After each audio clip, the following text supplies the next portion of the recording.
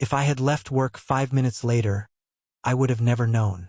That thought still haunts me, because 5 minutes made the difference between the lie I lived and the truth I now carry like a scar. It was a Thursday like any other.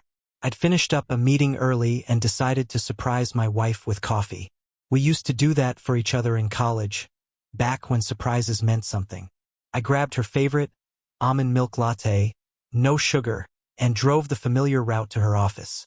We met in college, second semester of sophomore year. She was studying graphic design, I was in business. We were assigned to the same volunteer group for a campus event. She had a quick laugh, impatient fingers, and an energy that made people orbit her without realizing they were doing it. I fell hard. She didn't fall as quickly, but when she did, it felt real. We moved in together 2 years later, married 3 after that. Our life wasn't glamorous, but it was ours. 2 full-time jobs, a small townhouse, Friday night takeout, and the occasional spontaneous road trip when we could afford gas and time. We laughed often. Or maybe I laughed more. Hard to say now. Back to Thursday. She wasn't at her office. Her coworker gave me a weird look. Said she left for an off-site client meeting. But something felt off. It wasn't just what he said, it was how he said it.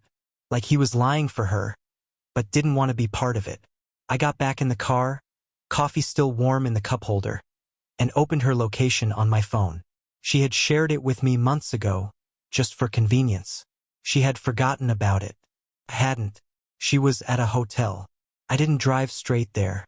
I sat for 10 minutes, maybe 15, trying to convince myself it was a coincidence, that she was meeting a client or that maybe her office building had a mix-up.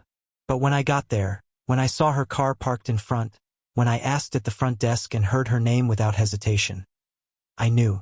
Room 214. I knocked once, then again. Silence. I tried the handle. Unlocked. She was there. So was he. She screamed. He jumped out of bed like a kid caught stealing cookies. I stood there, frozen. I didn't shout. I didn't throw anything. I just looked at her, and she cried. That was the beginning of the unraveling. I didn't leave her that day. I didn't even know what to say.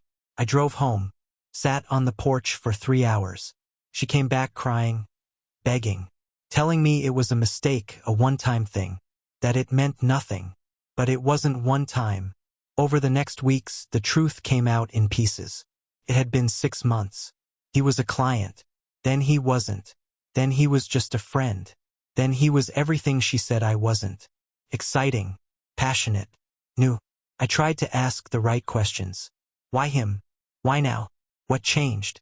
The answers were fragmented.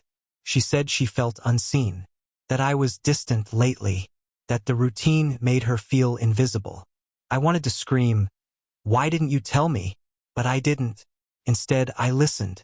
I tried. I told her we could fix it. Maybe. That therapy was an option.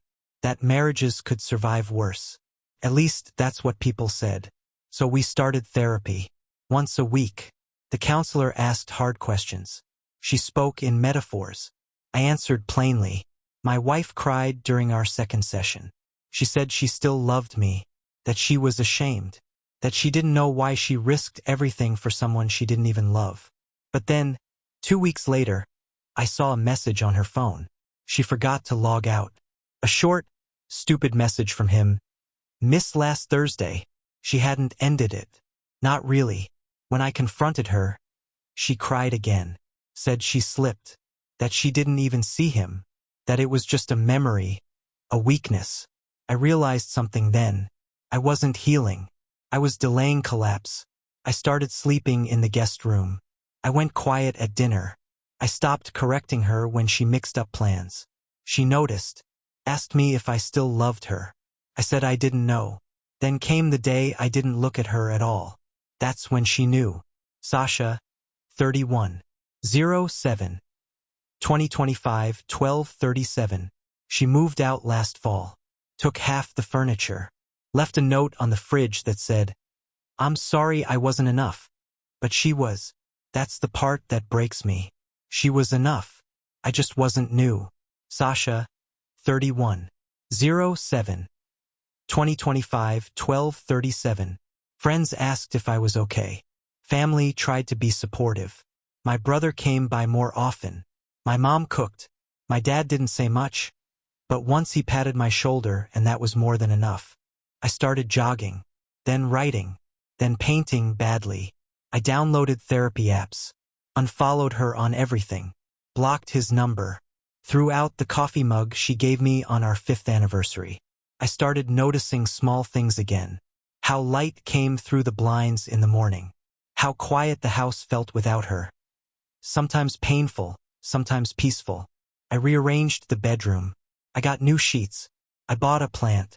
I joined a local group for people recovering from divorce. First, I said nothing, just listened, but hearing others helped. Their stories were different, but the ache was the same. The slow burn of betrayal, and the even slower thawing that comes after. There was one woman in the group, maybe early 40s. She said, "Healing isn't linear. Sometimes you sprint, sometimes you crawl." That stuck with me. I took time off work.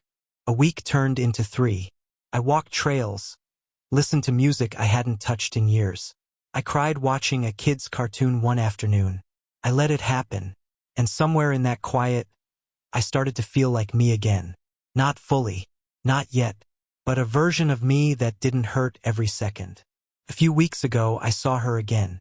By accident. Grocery store. We locked eyes, and she gave me a tired smile. She looked older. Maybe I did too. She walked past me, then turned and said, "You look good." I said, "So do you." We stood there awkwardly, strangers wrapped in old memories. She didn't bring up the past. Neither did I. We talked about work, my nephew, her new apartment.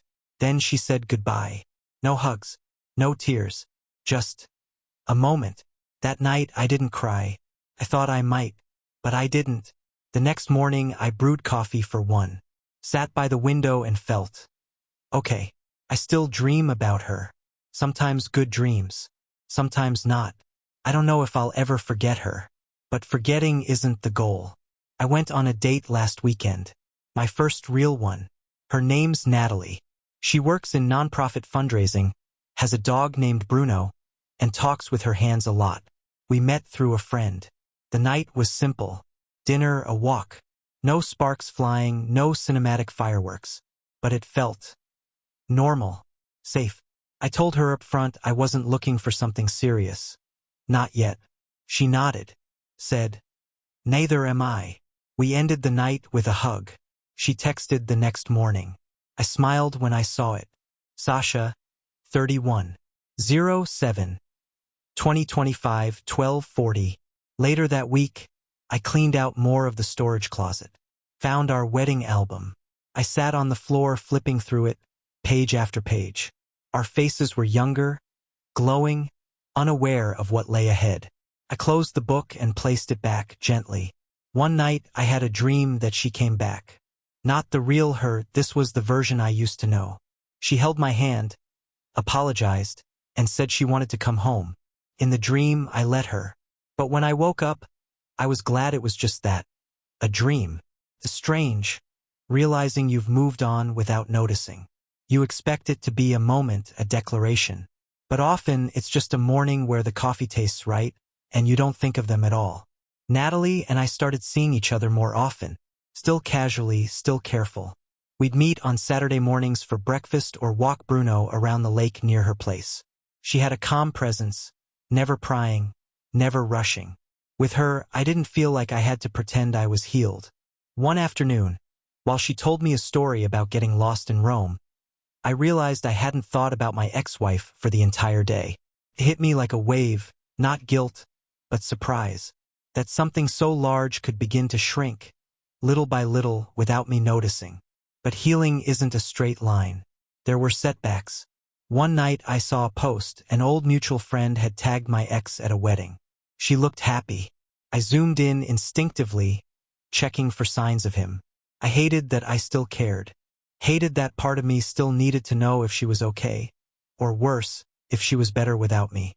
Natalie noticed I was quiet the next day. I told her, vaguely, that something old had resurfaced.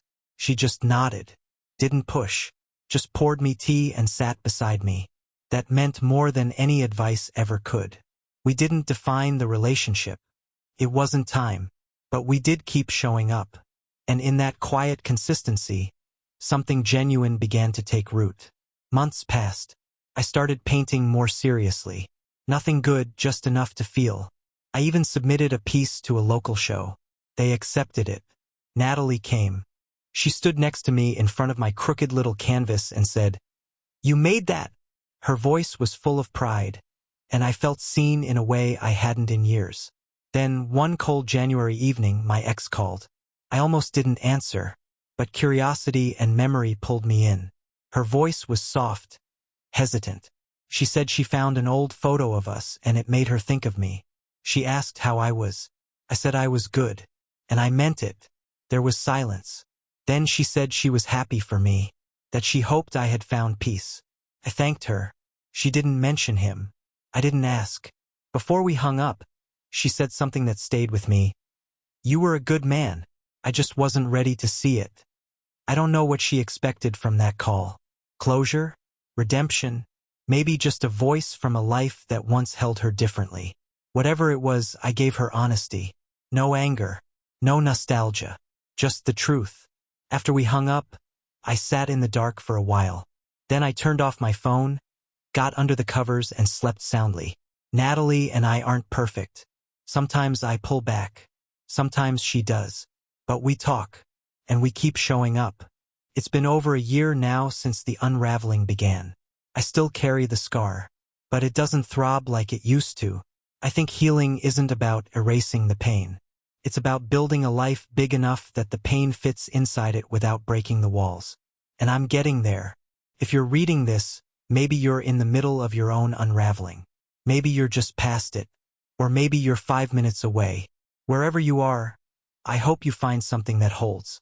Because sometimes, starting over isn't a failure. It's a quiet kind of victory.